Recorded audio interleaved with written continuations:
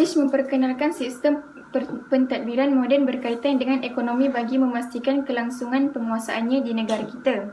Antaranya termasuklah dalam hal perundangan. Pada abad ke-19, mereka menawarkan harga tanah yang tinggi untuk membeli tanah. MMP meluluskan Akta Tanah Simpanan Melayu. Menurut akta yang diluluskan, Presiden boleh isytiharkan mana-mana tanah sebagai hak orang Melayu.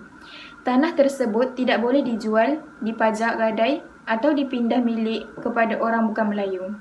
Land Order yang memperuntukkan hak milik tanah simpanan peribumi ditawarkan pada 1931 untuk melindungi kepentingan masyarakat peribumi daripada diceroboh.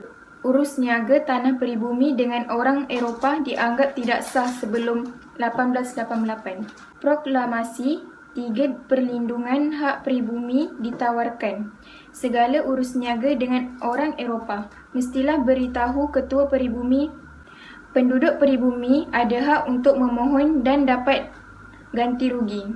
Perusahaan biji timah dan getah yang berkembang pesat menyebabkan British mengelakkan kemasukan buruh dari China dan India.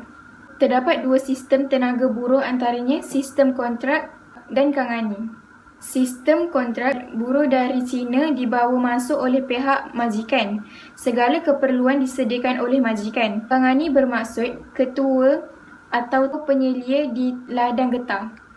Pemilik ladang hantar kangani untuk mencari tenaga buruh di India dan kangani akan mengurus tambang dan perjalanan buruh.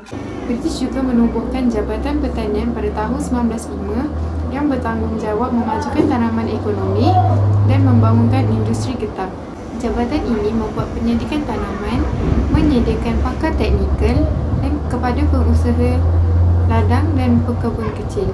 British menubuhkan institusi khas penyelidikan getah iaitu Institusi Penyelidikan Getah Malaya RRI pada tahun 1926. Bagi meningkatkan keberkesanan sistem pengairan, British menubuhkan Jabatan Parit dan Tali Air pada 1931. Jabatan Pos dan Telegraf dan Jabatan Kereta Api Tanah Melayu pula ditubuhkan untuk melicinkan sistem pengangkutan dan perhubungan di negara kita.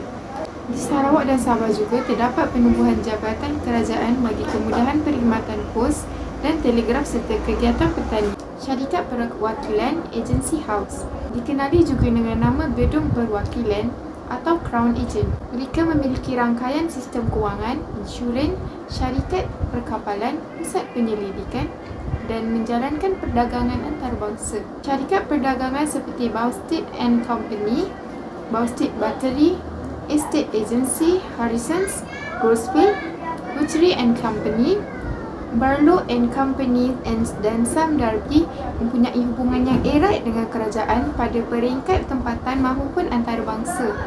Bowstead and Company mengurus pengeksportan getah dan biji timah, malahan menguasai syarikat perkapalan dan kewangan Hong Kong Bank. Mata wang perak Sepanyol diperkenalkan oleh kuasa barat pada 1580.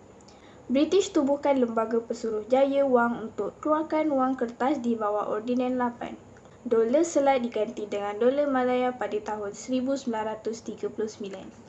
Kepesatan ekonomi di negara kita menyebabkan British memperkenalkan sistem kewangan moden dan insurans untuk melicinkan urusan kewangan. British menubuhkan sistem perbankan supaya modal dari luar negara dapat disalurkan ke negeri-negeri Melayu dengan mudah. Antara syarikat insurans yang terkenal ialah Syarikat Royal Insurance Company dan Hian Guan Insurance Limited di Pulau Pinang, serta Commercial Onion di Ipoh.